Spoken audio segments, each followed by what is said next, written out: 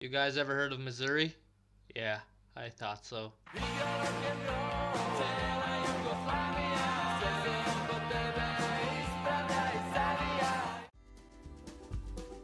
Hello and welcome to Missouri, a state in the United States found in a transitional area between the Midwest and the almost independent racist republic known as the South. Missouri is a state that has around 6 million people, roughly the same as Serbia. It is also landlocked, much like Serbia once more. Before Missouri was a part of the United States, it was actually part of the Native American tribes such as the Osage and Missouria, until they got you-know-what by the European settlers. Change the world.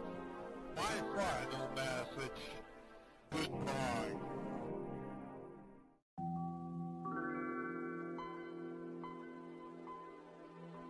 Hey, it's not genocide if no one talks about it. The first white spastics that settled these lands were none other than the closeted homosexuals of Europe, also known as the French, after which briefly came the people best known by the phrase "bro, I swear I'm white," aka the Spanish. Until finally the land was sold to the United States in the 1800s, after which hordes of southern plantation owners rushed to settle the territory in hopes that the state would become a slave one, which it did. Either way, we start our journey in Missouri from Iowa. As we head down the Mississippi River, we reach the town of Hannibal, a place that would by all means be unremarkable if one resident didn't write a book that would go on to torture children worldwide with its boredom. That book being The Adventures of Tom Sawyer. Because of this, every single attraction in the town is more or less related to the godforsaken book and its author, Mark Twain. Throughout the town you will see restaurants and hotels named Mark Twain or Tom Sawyer, and it gets old pretty quick. In the downtown area you generally have one main street where you can find cute shops and stores selling Tom Sawyer merchandise made in China. There you can also find Mark Twain's boyhood home where the author spent his days writing his magnum opus. And across from there you can also find the houses that are supposedly the places where the characters from the book lived, which if you're a nerd I guess is pretty cool. East of there you can find the Mississippi River and the appropriately named Mark Twain Riverboat Cruise, which of course yours truly went on and wasted $20 on. But hey, at least I got some good footage from there, so there's that.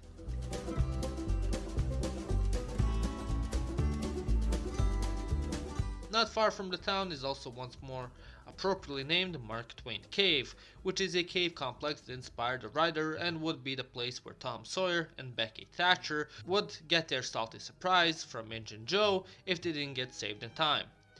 The interesting thing about this cave is that it was formed by glaciers millions of years ago. Take that, creationists. And the cave was used as a source of entertainment by the children of Hannibal. The cave was also used by some scientist named Joseph McDowell, where the mad lad tried turning his dead daughter's corpse into stone by having it lay in the cave for years. How he got away with that excuse, I'm not sure, but hey, thank God modern forensics weren't a thing in the 19th century, right Joseph? No, I swear, I was just trying to do an experiment. No way in hell would I ever kill my daughter. Anyways, moving on from Hannibal, we head on to St. Louis, the second biggest city in Missouri. St. Louis is located on the Mississippi River, and across the city lies the godforsaken state of Illinois. The city came into existence in the mid-18th century when some French bloke founded a fur trading settlement on this territory. Up until the 1920s, St. Louis was the fourth largest city in the United States. However, today, the city's population is barely over 300,000 and has been slowly shrinking over the years. Throughout the city you can see a variety of architecture styles. Most of the buildings follow an American style of buildings, which I like to call, I swear, it's not block housing bro, which you can find throughout the United States. Arguably the most famous building in the city is the Gateway Arch. The arch is the largest arch in the world and is known as a symbol of the city.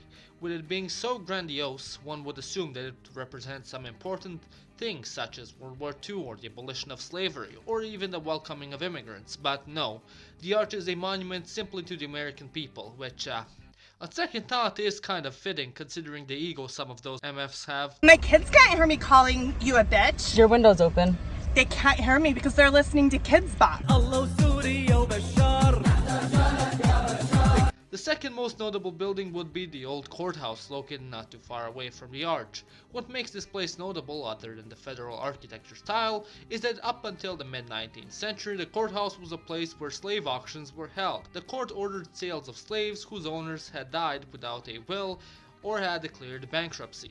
This was a common practice in all Missouri courthouses, so there's that. I'm going to jail! St. Louis is also a home to a variety of churches, such as the Basilica of St. Louis, which was the first basilica to be built west of the Mississippi. Other than that, there are several Protestant churches, but they're not too important. In the city, you can also find the Soldiers Memorial, which is a museum and memorial complex commemorating all the fallen US soldiers since World War I. Near it is also the Union Station, which I thought was an interesting building. Essentially, the station used to be a train station, but today it is used as a sort of a pseudo mall. From St. Louis, we continue south and head on to the Twain National Forest. The forest spans over 6,095 kilometers squared, and over 650 animal species reside there, of which 200 are distinct fish and 300 separate types of birds are there as well. It is quite a beautiful place with very well preserved nature. You can find a couple of lakes here and even bloody Belgrade, which isn't really how I remember it, but aight. And yeah, that would be Missouri, a cute little state situated on the gateway between the Midwest and South. Stay tuned, as next time we head on into the southern United States and explore the almost nation known as the Confederacy. My name is Nick, and you've watched Living Ironically in Europe. Neće da me ubije, bacim flašu da se sečem, neće da se razbije, dam joj pušku u ruku, neće da me ubije, bacim flašu da se